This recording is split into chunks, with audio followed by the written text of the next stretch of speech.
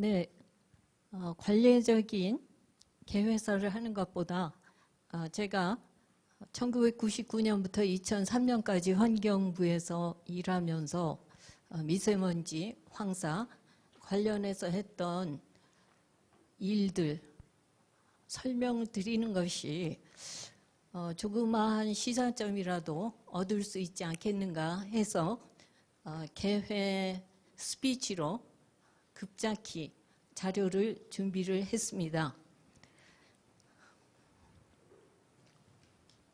에피소드 3개 말씀드리겠습니다. 한중일 환경장관회의를 1999년에 만들었습니다. 그런데 삼국 사이에 연례 장관회의가 열린 것은, 지금까지 열리고 있는 것은 이 환경장관회의가 유일합니다. 그래서 국제적으로도 지역 내 환경 외교의 모범 사례다, 이렇게 평가를 하고 있습니다. 사실 2001년 되니까 중국 측에서 경련으로 했으면 좋겠다, 이런 제안이 있었습니다. 근데 마침 일본 측 가와구치 요리코 장관하고 얘기가 잘 통하고 있었기 때문에 양국이 어렵지만 연례로 하자, 그래서 연례 장관회의로 굳어졌습니다. 2000년에 우리 황사가 극심했습니다. 그런데 베이징에서 삼국 환경장관 회의가 열리면서 주룽지 총리를 면담을 했습니다. 총리가 중국 측 장관에게 우리나라에서 발생하는 황사가 얼마나 되지요? 이렇게 질문을 했습니다. 18% 정도 됩니다. 내몽골에서 오기 때문에 우리도 피해국입니다. 이렇게 대화가 진행이 됐습니다. 그래서 제가 말을 해야 되는데 마침 제가 중국 베이징으로 떠나기 전에 시민단체 대표들과 만났습니다. 거기서 무슨 얘기가 오갔냐 하면 결국 이 나무를 심는 게 황사 피해를 줄이는 길인데 국제사업으로 해보자. 몽골, 북한, 중국 그 제의가 있었기 때문에 제가 그 자리에서 그 말을 전했습니다. 그리고 그때 한중일 3국 환경장관의 7 프로젝트 협약을 맺게 됐습니다. 템이 영어로 줄임말입니다. 그 중에 하나로 국경이동 대기오염 공동연구 프로젝트가 시작이 됐고, 황사방지 사업에 국제기구의 참여를 요청을 했습니다. 예산 지원도 요청했습니다. 그리고 그 후에 한국은 황사특보를 신설하게 됐습니다. 그런데 특보를 발령하려면 중국 측의 황사 발생 현황을 모르고선 할 수가 없습니다. 그래서 정보 공유가 필요했고 중국이 정보를 주기로 했습니다. 그런데 2000년에 출범한 이 템 프로젝트의 결과가 언제 나왔는가 하면 첫 번째 공동연구 결과가 2007년에 나왔습니다. 황산화물의 29%가 중국에서 온다. 그때 나온 결과입니다. 그 다음에 2012년에 2차로 나왔는데 질소산화물의 58%가 중국에서 온다. 이 내용이었습니다. 그러니까 국제협력이라는 것이, 특히 이런 공동연구에 의해서 결과가 얻어진다는 것이 얼마나 오랜 세월이 걸리는가 하는 것을 보여주고 있습니다. 황사는 여러 가지 조건에 의해서 변합니다. 그러니까 이때 나온 결과가 절대적인 수치가 아닌 것은 우리 다 알고 있습니다. 네, 삼국 환경장관회의를 하는 동안에 중국은 셰젠화 장관이 10여 년 동안 그 자리에서 똑같이 일을 하고 있었고, 제가 약 4년 일하는 동안 일본은 4번의 장관이 바뀌었습니다. 그런데 가와구치 요리코 장관하고 저하고 이 세 사람이 10여 년 후에 한중일 30인 회에서 다시 만나게 됐습니다. 한국의 중앙일보, 중국의 신화사 통신, 일본의 니케이가 주관하는 이 회의에서 다루는 것은 경제, 환경, 문화였는데 거기에서 이 세 사람이 다시 만났고 셰지엔화 장관은 2015년 파리 협약 체결 당시에 중국 기후협상단의 대표였습니다. 자, 1999년까지 중국은 황사라는 용어를 사용하는 것을 상당히 꺼렸습니다. 2000년에 처음으로 사진이라는 용어를 사용하기 시작을 했습니다. 황사경보제를 도입하면서 약간의 문제가 있었습니다. 과기부 산하였던 기상청에서 이미 예보제가 시행이 되고 있었는데 환경부가 황사경보제를 발령을 한다? 그럼 이게 부처 간에 살림이 나뉘어지는 게 됩니다. 그래서 경보, 예보, 이거는 기상청으로 일원화하고 황사특보를 신설하는 것으로 환경부가 가닥이 잡혔습니다. 기상청은 지금은 환경부 산하입니다. 경보제도는 사후조치인데 특보는 미리 농도를 예측해서 피해 예방에 도움을 줄 수 있다 해서 특보제까지 나오게 된 것입니다. 제가 아까 나무 심는 얘기 했는데요. 국무회의에서 나무 심는 얘기를 했습니다라고 보고를 드렸더니 나중에 나무 담당하는 부처에서 왜 환경부 장관이 남의 중국에 가서 나무 심는 얘기를 했느냐고 그런 일도 있었습니다. 네, 그러면 국경을 이동하는 대기오염에 대해서 선진국은 어떻게 풀었는가? 이건 뭐 잘 알려진 얘기입니다. 유럽에서 공업화가 되면서 영국에서 석탄 쓰죠. 독일에서 루르 지역, 공업지역 공업화되면서 제일 먼저 문제가 되는 게 산성비입니다. 질소산화물, 황산화물이 2차 오염에 의해서 비 속에, 눈 속에 섞여 내려오니까 그 피해를 견디다 못해서 북구 나라들이 특히 스웨덴이 양자협력으로 풀어보려고 노력을 하다가 성과가 없자 결국 하게 된 것이 72년에 스톡홀름에서 열린 세계 유엔 인간 환경회의였습니다. 국제협약으로 풀어가자. 그래서 79년에 대기오염 관련해서 북미의 34개국이 국제협약을 체결을 합니다. 저기 보신 것처럼 장거리 이동 오염, 대기오염 물질에 대한 국제협약. 그래서 그 틀 아래서 황산화물, 질소산화물에 대해서 프로토콜들이 나오게 됩니다. 먼저 나왔던 것이 85년에 헬싱키 프로토콜, 두 번째 나온 것이 88년에 소피아 프로토콜, 질소산화물. 질소산화물이 황산화물보다 다루기가 좀 어렵습니다. 네, 그래서 그 장거리 이동 대기오염 물질에 관한 프로토콜들이 어떤 게 나왔는가 하는 것을 제가 여기 예시를 했습니다. 황산화물, 질소산화물 말고도 박스도 있고 다 있습니다. 중금속도 있고. 네, 제가 얼마 전에 AAAS라고 하는 미국 과학진흥협회 연례 총회에 다녀왔습니다. 미세먼지에 대해서 무슨 얘기를 하나 궁금해서 찾아보니까 200수십 개 주제 가운데 미세먼지는 없었습니다. 대기오염이 하나 있었는데 거기서도 미세먼지를 직접 다루지는 않고 실내 오염에 대해서 여러 가지 주제 가운데 다루었습니다. 그런데 플라스틱은 3가지 있었습니다. 선진국 이슈는 플라스틱입니다. 개도국 이슈가 미세먼지입니다. 2019년 월드 에코노믹 포럼에서도 오픈 포럼이 플라스틱 오염이었습니다. 유튜브 여러분 찾아보시면 미세먼지 강연은 다 개도국에서 만든 자료들입니다. 선진국은 이 얘기하는 데가 별로 없습니다. 네, 두 번째 에피소드. 푸른 하늘 20일 특별대책이라는 것을 만들었습니다. 이건 제가 그냥 이름 그때 당시에 붙였던 건데 2002년 월드컵이 열리는데 이 10대 도시 대기질 확보는 도저히 안 되겠다. 그래서 이것이 기회다.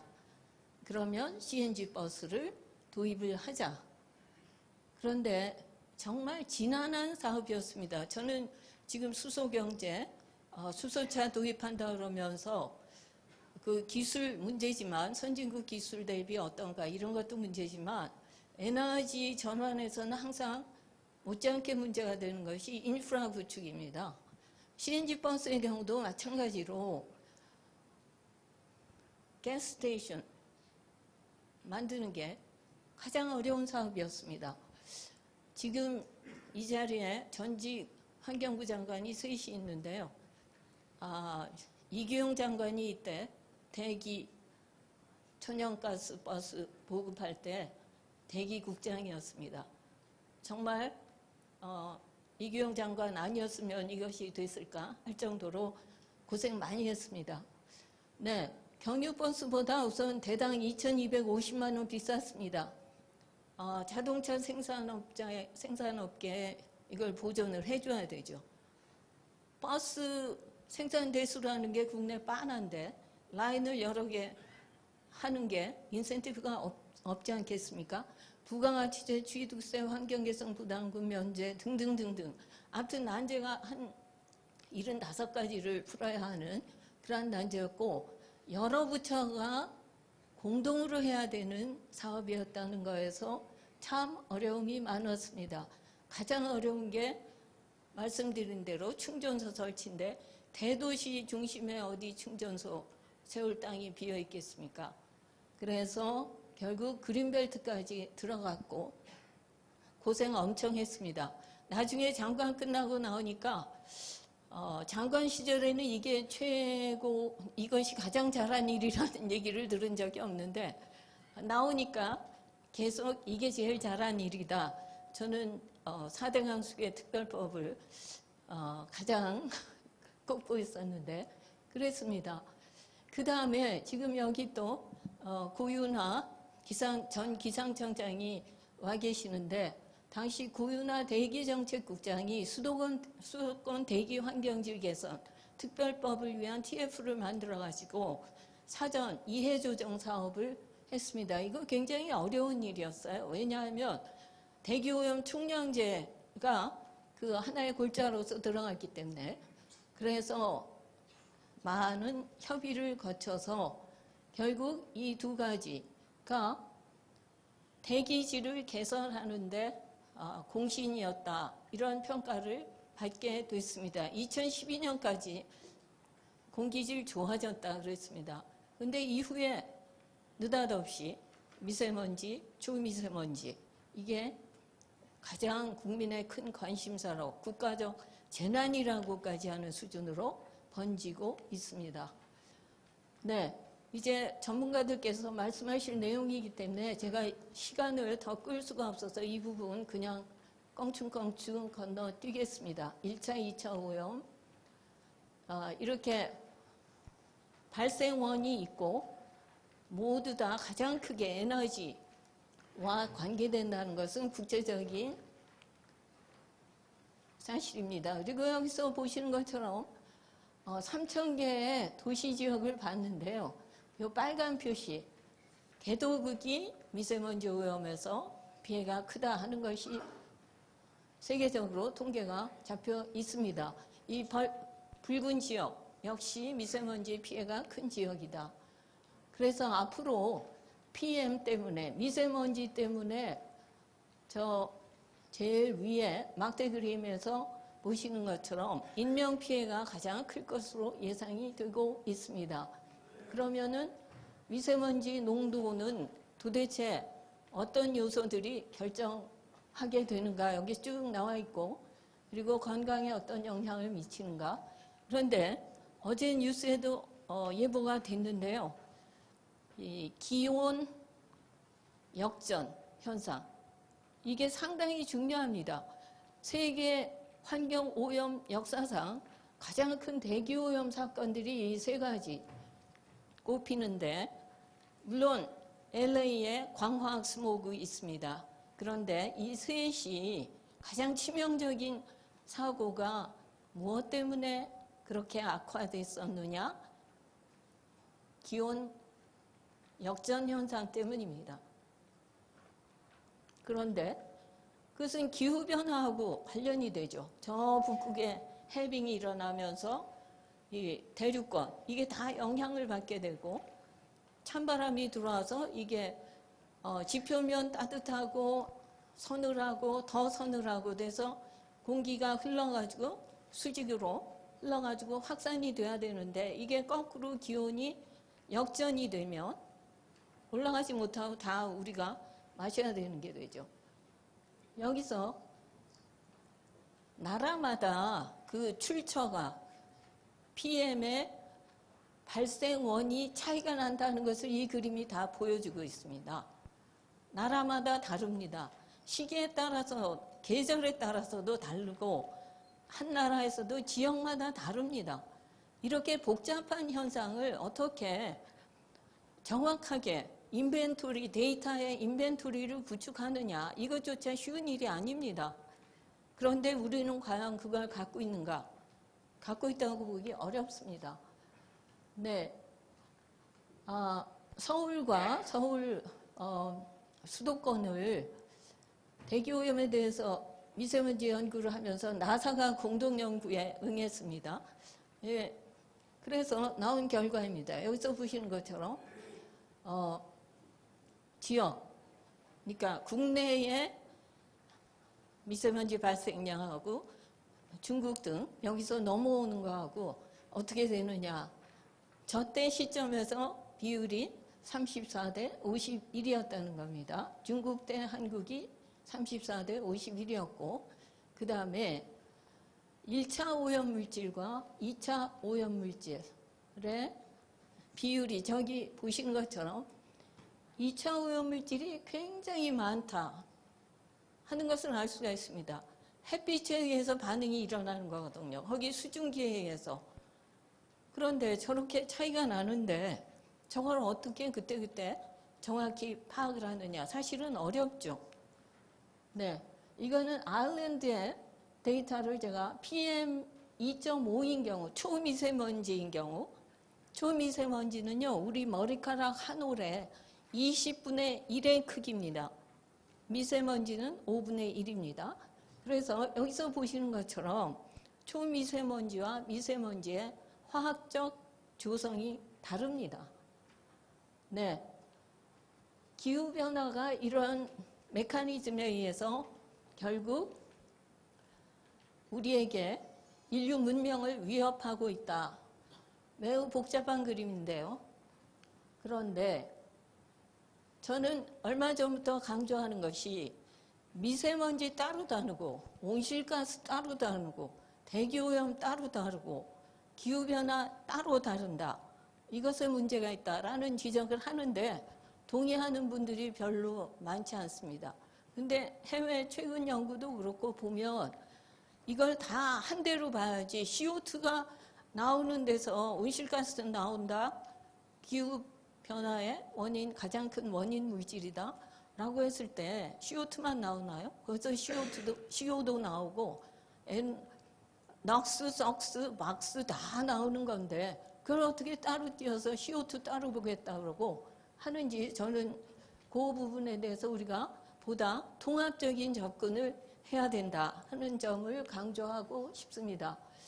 이것이 EPA가 어떻게 대기질을 관리하느냐 하는 간단한 그 정책 회로를 그린 건데요. 하나 빠진 게 에미션 소스를 파악한다는 게 없더라고요. 그래서 하나 집어넣었습니다.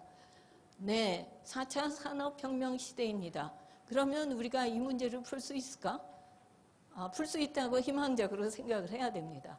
그래서 이것은 세계경제포럼의 자료인데, 지구를 위해서 할 수 있는 4차 산업혁명의 기술 10개 모두 다 할 수 있습니다. 이걸 다 이용을 할 수가 있다는 거고, 구체적으로 환경 문제, 그리고 자원의 합리적인 이용 문제 다 4차 산업혁명의 핵심 기술들이 이용이 돼야 한다 하는 것이고, 기후변화도 역시 풀 수 있다. 이 속에서 미세먼지도 풀 수 있다 하는 말씀을 드리고 싶고, 아마 궁극적인 답은 스마트시티가 된다 그러면 모든 문제가 풀릴 것입니다. 우리가 시범사업으로 하고 있는데, 그래서 이것은 통합적으로 매우 이 새로운 움직임, 4차 산업혁명, 이것을 우리가 처한 위기를 해결하는데 적극 이용한다는 이러한 관점에서 접근을 해야 될 이슈라고 생각을 하면서, 결국은 협력, 리더십, 참여, 이것이 핵심 정신이다라는 말씀으로 제 말씀을 마치겠습니다. 너무 시간이 길어져서 죄송한데요. 이 자료는 제가 과총 홈페이지에 올려서 공유하도록 하겠습니다. 대단히 감사합니다.